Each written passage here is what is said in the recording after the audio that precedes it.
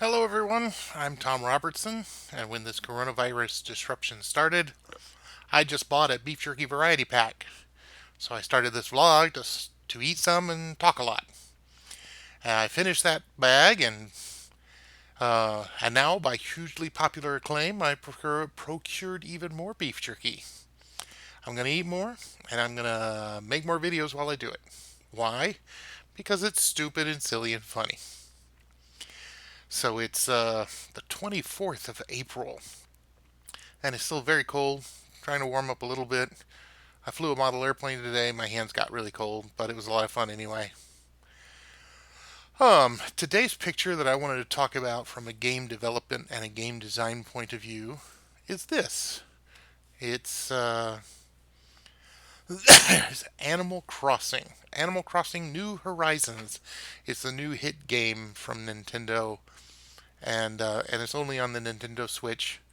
And it's part of the reason Nintendo Switch right now in late April 2020 is crazy hard to get. Um, and I'm sure many of you have already heard of or know about Animal Crossing, maybe played it yourselves. It's a fun game. My wife and I played the GameCube Animal Crossing for quite a while. And you know me, I'm a deconstructionist. I'm a wizard. I'm trying to look behind the scenes. I try not to see the pretty pink hair and the bright colors. I try to see the gameplay mechanics. And so it is that I decided quite a while ago to make the obviously halfway inflammatory statement that uh, Animal Crossing is actually fairly similar to Grand Theft Auto. Whoa. Okay, how can I possibly say such a crazy thing? Well, obviously not in content. There's no shooting people and doing horrible things in Animal Crossing. And there's cars and freeways and planes and in Grand Theft Auto.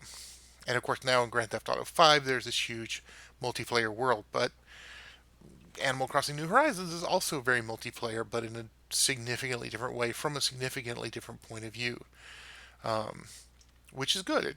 Both games serve their markets.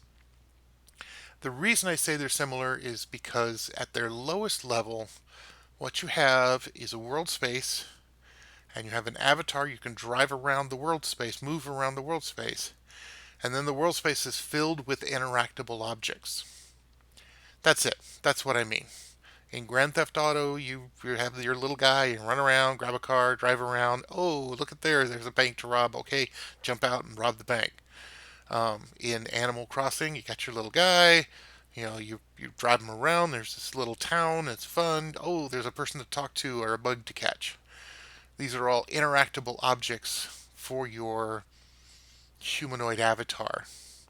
So, from a purely mechanical point of view, you can see, I guess, where I'm coming from.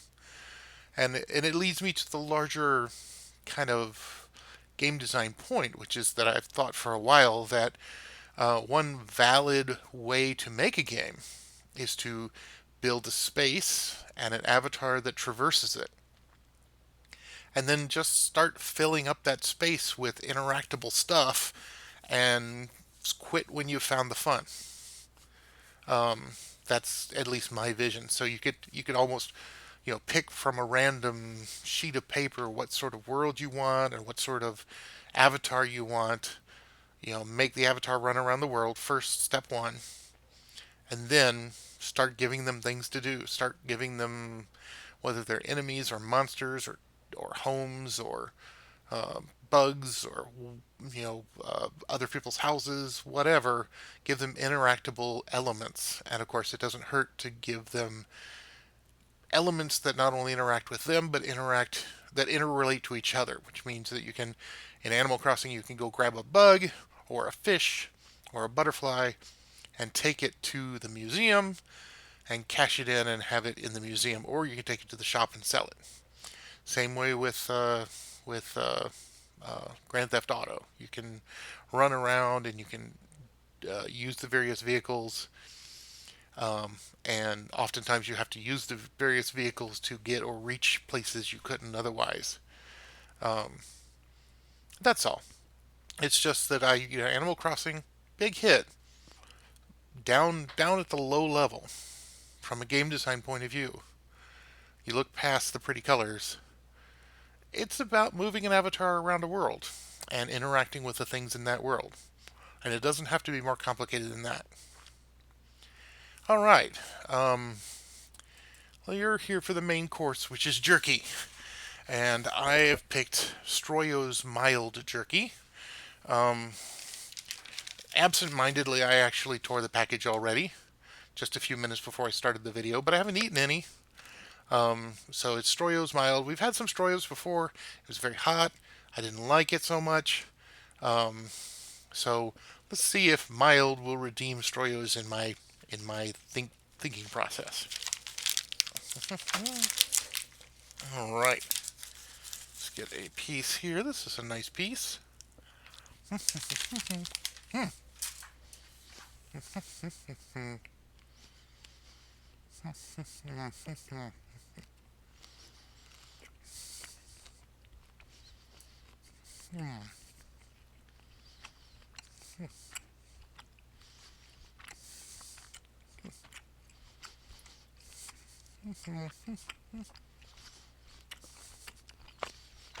Hmm. Well, I'm prepared to say that that is the boldest mild beef jerky I've ever had. I think it's mild from the brand's point of view. It's good. I like it. I would not say that it's boring or bland, but it's not burning my mouth.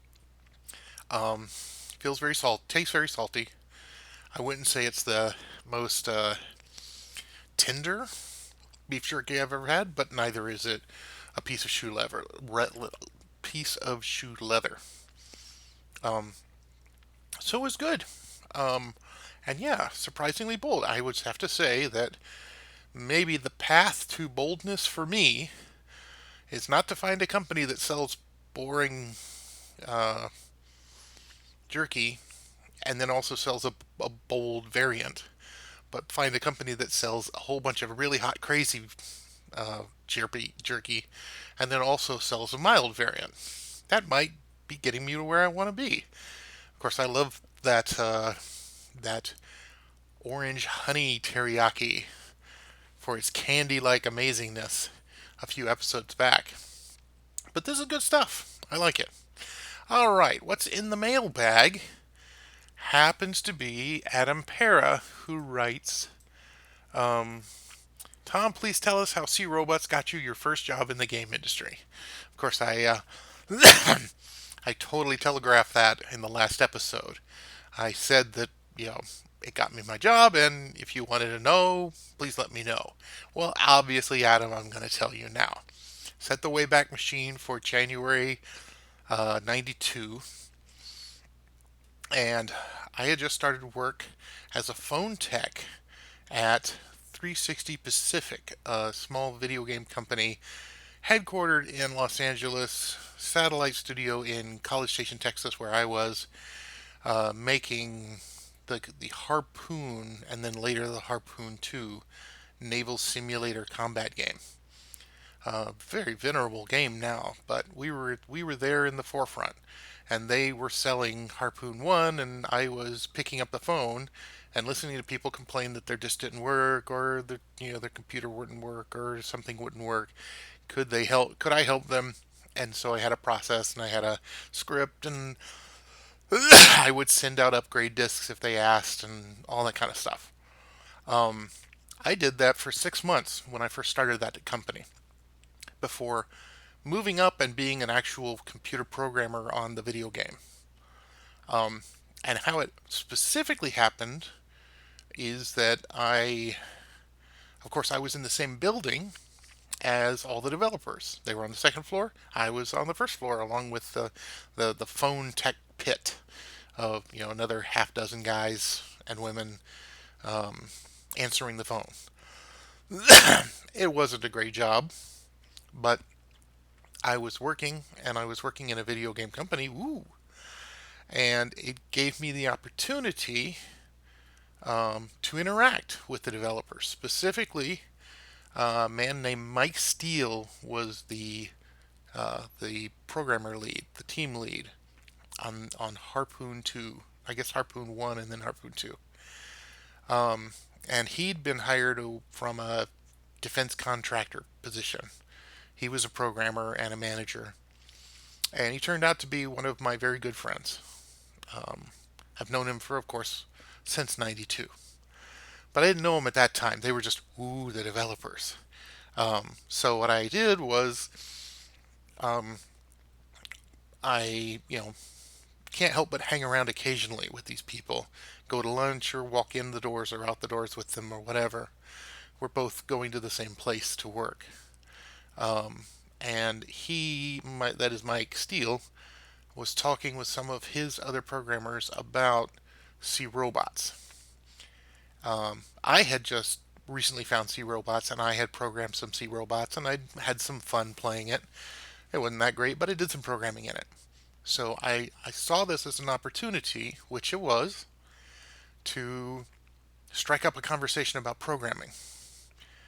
Better than just walking into Mike Steele's office and going, I can program. Um, so that's what I did. I actually put it on a disk. I had an Amiga at the time, but I put it on a floppy disk that could be read by both Amigas and IBM PC compatibles. Windows, not Windows because they were just DOS machines. And I went to him and I said, "Hey, I heard you talking about C robots." He was in his office, and I said, "Well, I've done some C robots. Could I show you what I've done?" Just those words. I still remember them. And he said, "Sure." I think it's possible. Maybe he said, "Hey, come back after lunch or something." But in any case, he gave me 5 minutes. And I said, "Well, look at my C robots." He said, "Okay, well, I'll fight my C robot." So he put his C robot and my C robot in an arena, and his C robot won. I was like, wow. And then he ran the app twice. I'm sorry, 20 times, and 20 out of 20, my app lost. My robot lost. And I was like, oh. And then he looked at the code for my robot. He said, well, it does function. It's just you don't understand all of the nitty gritties and ins and outs of how C robots work. So let me show you. So we spent 10 minutes talking about C robots programming. And I firmly believe, because I think, it was evident, nobody ever told me, but I firmly believe that that was the critical moment where I was on the path to becoming an actual programmer in that company. And here's why it happened and what always happens in video games, which is that um, Mike Steele and the managers were talking, hey, we need more work on this project. We don't have any new programmers, but we need somebody. What are we going to do? And Mike Steele says, hey, that Tom guy knows how to program. How about him? And that's all it took. Basically, about 2 weeks, I think, after, maybe 1 week after that C Robots thing, he offered the job to me. So come up to the second floor and program. And then he handed me a sheet of paper that actually said I would be paid $18,000 a year as a salaried employee, which I had never been before, and that was more money than I had ever been paid in 1992.